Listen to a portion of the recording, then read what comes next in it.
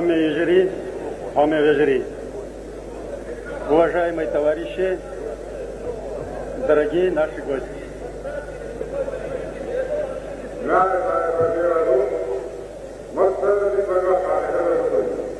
Я искренне поздравляю вас и себя с первыми часами и первым днем гражданства суверенного государства.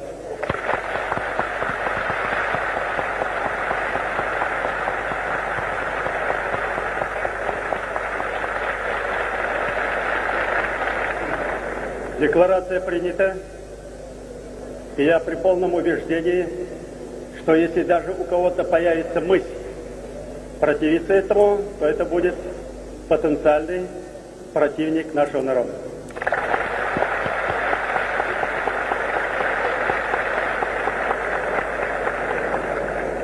Но представители народа, делегаты съезда взяли на себя чрезвычайную ответственность.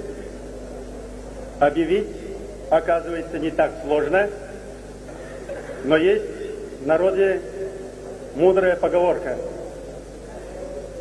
кинжал без нужды не виновай, вынул, применяй.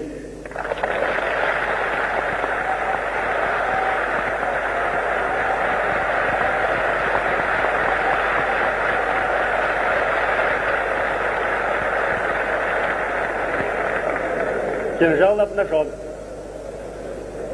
Теперь нам надо подумать, как обустроить суверенное государство. Это чрезвычайно ответственный и сложный процесс. И хотел бы предостеречь соотечественников, что самый опасный период возможных провокаций, лишения разума отдельных людей, доводящих до кровопролития, именно наступает сейчас. Для этого есть достаточные силы. Здесь выступающий молодой человек выразил как опасность ввода танков. Танк не опасен, он виден, под него можно лечь, с гранатами взорвать.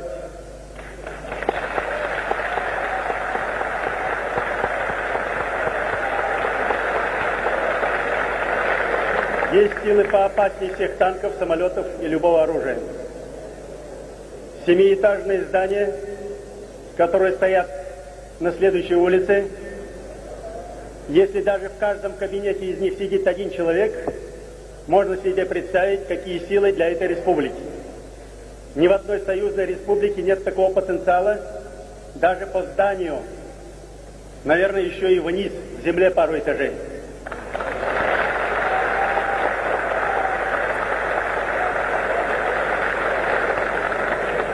Как бы не было тяжело признать и взять на себя такую ответственность, пока в суверенной республике не будут свои силы защиты,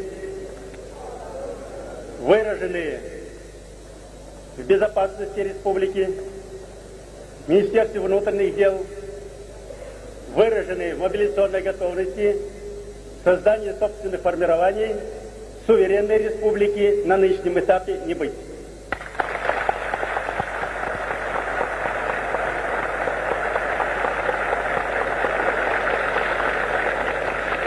Это подтверждает ход событий, развернувшейся борьбы во всех регионах. И, как здесь было сказано, теперь надо действовать и помощи извне не ждать. Если мы предъявляем счет, мое личное убеждение, что надо ближе держаться России, где парламент передовой, где дееспособные силы, силы демократии и задающий генератор перестройки. Союзному ведомству предъявить все счета, о которых мы говорим, по ущербу, который понес наш малый, бедный народ на этой земле.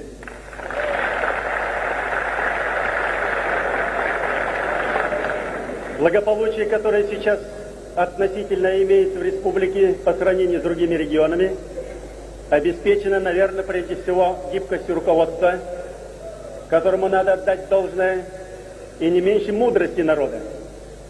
Красивая земля, один из самых благодатных уголков, всегда природа рождает красивых людей. Душой, телом, духом, волей, характером, всеми природными положительными качествами.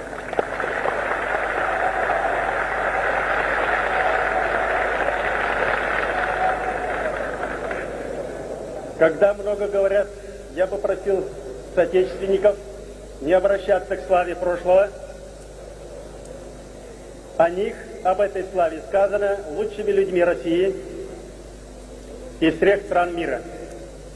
Когда мы сами об этом много говорим, это значит, духовный потенциал нынешнего поколения иссяк.